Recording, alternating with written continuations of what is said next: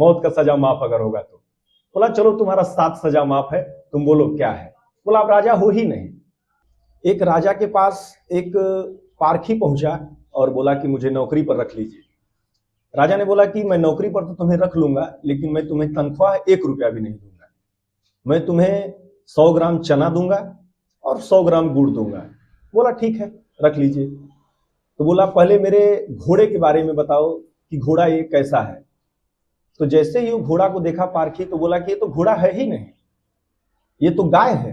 राजा उस घोड़े के मालिक के पास गया जो उसको बेचा था, उससे पूछा कि भाई ये घोड़ा जो है सो कहाँ से लाए, कैसे लाए। बोला साहब घोड़ा तो जब पैदा हुआ तभी इसकी माँ गुजर गई थी और ये गाय का दूध पिया था। तो राजा बड़ा आश्चर्यचकित हुआ और राजा उससे पूछा कि यार कैसे तुम्हें पता चला कि घोड़ा गाय है। तो पारखी ने बोला कि घोड़ा का स्वभाव होता है जब वो घास चरता है तो मुंह को ऊपर करके चरता है, लेकिन ये गाय की तरह मुंह को नीचे करके चर रहा था, इसलिए मैं बता दिया कि ये जो है गाय है। राजा बड़ा खुश हुआ। फिर उसने बोला कि अच्छा एक बात और बताओ, तुम मेरे रानी के बारे में कुछ बताओ।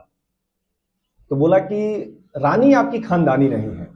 रानी की एक दादी थी, उससे जाके पूछा कसम उसम दिला के कि भाई बताओ असलियत क्या है रानी के बारे में।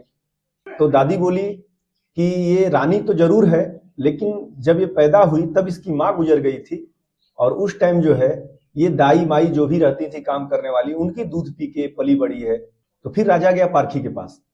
बोला तुमको कैसे पता चला कि ये जो है रानी नहीं है। बोला इसके स्वभाव से। रानी का स्वभाव ऐसा नहीं होता है कि वो नौकरी पर चिल्लाए, नौकरों को हल्ला करे, गाली दे।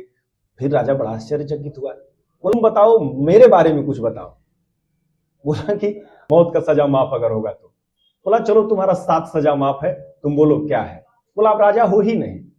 राजा अपने माँ के पास गया और माँ से बोला मुझे आज सच्चाई जानना है कि मैं हूं कौन।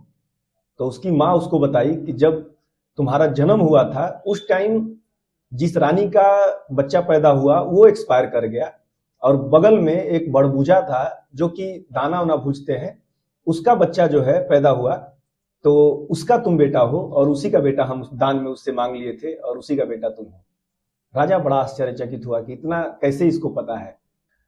राजा को ये कहानी सुन के, बात सुन के बहुत ताज्जुब हुआ, उसको खुशी भी हुआ और थोड़ा दुख भी हुआ। इस कहानी का अर्थ यही है कि इंसान को उसके सुंदरता से और उसके शरीर से नहीं पहचाना जाता है, बल्कि उसके चरित्र से पहचाना जाता है कि उसका चरित्र कैसा है। इंसान अगर चरित्रवान है और चरित्र उसका सही है, मतलब वो खानदानी है और अच्छा है। तो आपको अगर ये कहानी पसंद आए तो वीडियो को लाइक करें।